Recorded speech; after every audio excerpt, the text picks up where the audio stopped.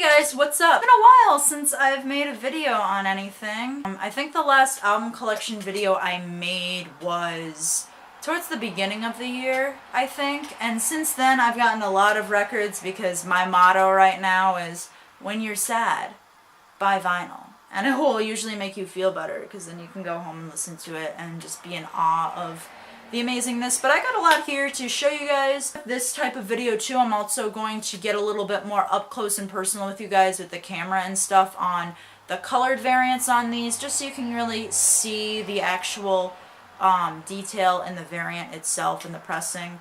I think that'll be nice. The first one I have to show you guys is one that I bought, I think, right after I actually did the second vinyl collection video, which this one is the box set of Bright Eyes' studio albums. This is from 2000 to 2011, so 11 years worth of studio albums in here from Bright Eyes, and let me tell you, there's a lot. I feel like I could make a whole separate video on here. I'm not going to go through each one individually. But I was going through a big Bright Eyes phase where I was listening to their studio albums and just was super intrigued with the bands on each record, kind of just making something so stylistically and sonically different. And well, I purchased this online, but get the box set of their studio records. I mean, and this isn't really all of them too, because they're like their stuff before the 2000s, which I think I came out with a couple of releases, is not in that. Next up I have, which I got this when I saw Circa Survive around the springtime this year when I got VIP when they came to Rhode Island, which like is never a thing, but best believe I went to that show. This is their latest record, The Amulet, which is one of my favorite albums of 2017. And the artwork for this is just beautiful. It's on like this glossy front. Has a gatefold, really beautiful artwork. Their artist that does all of their album artwork for all their studio albums just absolutely kills it with it. And this is pressed on a clear, kind of almost smoky a little bit, like splatter of black, blue, and some white. And I kind of like it because it really shows like the background kind of the winteriness.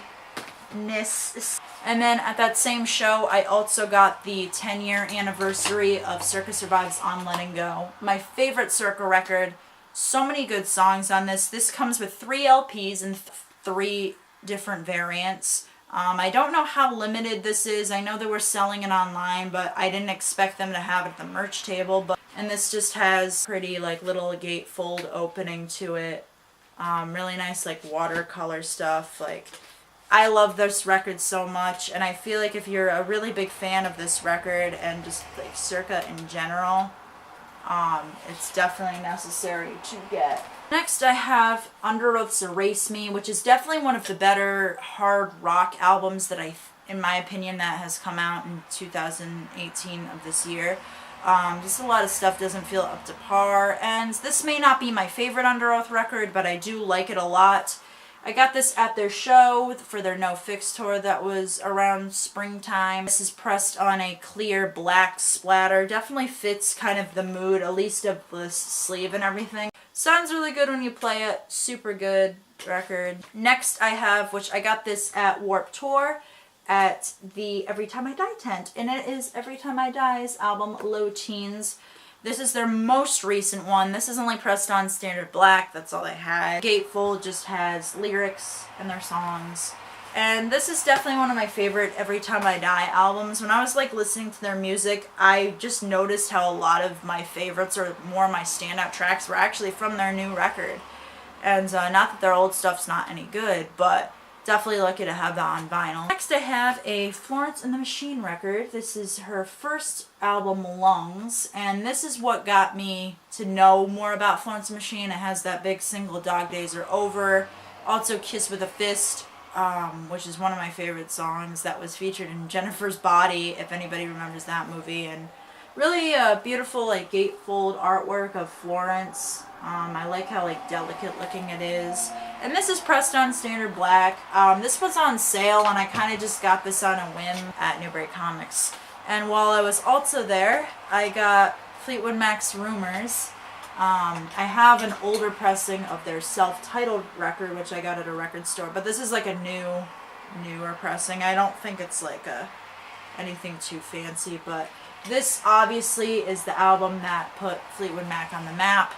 This album's so timeless, and listening to it on vinyl just really, it's so nice. This is only one LP version. I know they have a 2 LP of this that has extra demos and stuff, and then Silver Springs is on that one. I'm really sad that it's not on this one because it's one of my favorite songs. But that's pressed on standard black. Next I have Joan Jett and the Blackhearts, I Love Rock and Roll. This was given to me as a birthday gift from my best friend Lydia. I was like talking about Joan Jett and how she was playing one of the Warped Tour dates, and then I think it gave Lydia this idea, maybe Sarah wants a Joan Jett vinyl. And of course this has her hit, I Love Rock and Roll. There's a couple of really good other songs on here as well. I'm Gonna Run Away, Love is Pain, Crimson and Clover. There's some good songs. I wasn't a lot familiar with a lot of Joan Jett's music until listening to this record on vinyl. Of course I know Joan Jett's bigger singles, but just like listening to one of her albums in full, it's cool, you know. So it's cool to have that in my collection, I think. Next I have this, which I was super surprised about, Circus Survive's Blue Sky Noise. So they decided to do a 2 new repressings on these. And I got, there was like a cream colored splattered one and then a blue colored splattered one. I got the blue one. This one's just really beautiful on the turntable. It sounds really crisp when you spin it. This one comes with 2 LPs, which is kind of annoying, and I don't really understand why they did 2 LPs for this, but maybe it was just because it was a special pressing. I don't know, but I love this record so much. I think it doesn't get enough credit for how good it is. Next I have Aerosmith's self-titled record. This was a little bit more of a recent purchase.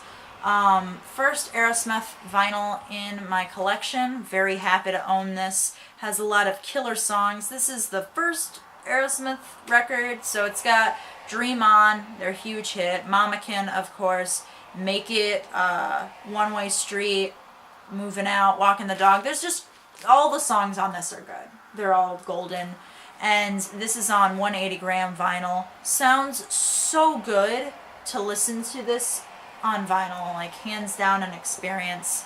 And I just kept the plastic on because I'm just weird like that. This was actually my most recent record, this one here, and this is Talking Heads, Remain in Light.